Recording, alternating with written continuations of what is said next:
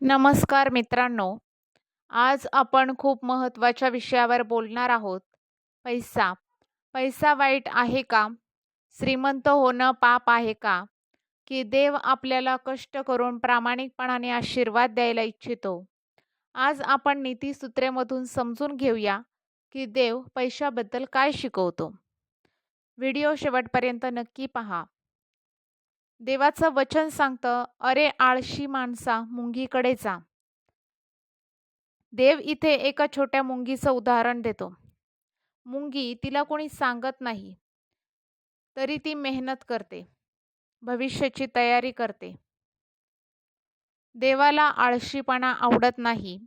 आळशीपणामुळे आर्थिक अडचणी येतात, कर्ज वाढतं, आत्मविश्वास कमी होतो.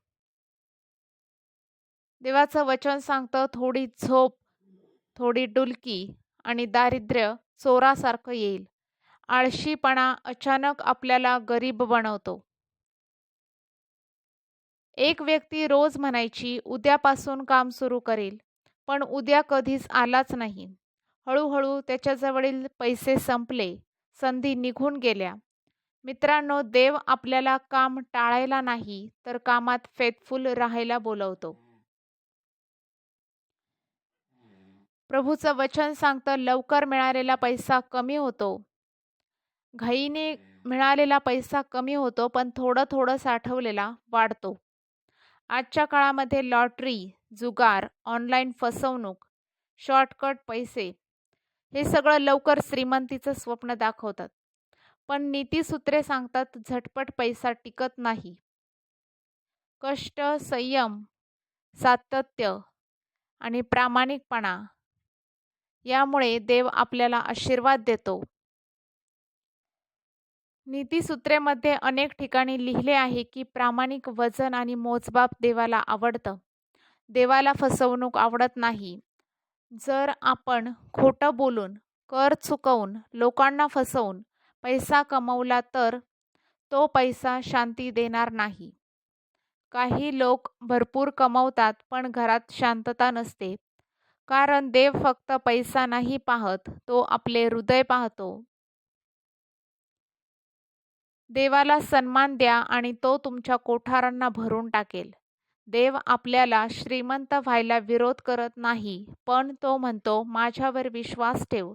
जेव्हा आपण प्रामाणिक असतो, कष्ट करतो, देवाला प्रथम स्थान देतो, तेव्हा देव आपल्या परिश्रमाला आशीर्वाद देतो. रोज आळशीपणावर विजय मिळवा. कमाईमध्ये प्रामाणिक राहा. अनावश्यक खर्च कमी करा. थोडं थोडं बचत सुरू करा. देवाला प्रार्थनेत विचारा की मला शहाणपण दे. मित्रांनो, पैसा स्वतः वाईट नाही, पण पैशाचा लोभ धोकादायक आहे.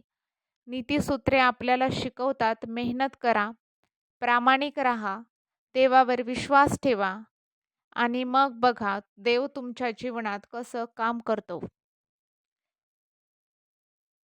प्रेयर करा.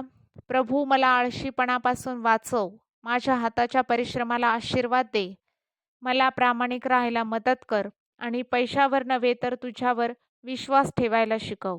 आमेन. नमस्कार मित्रांनो.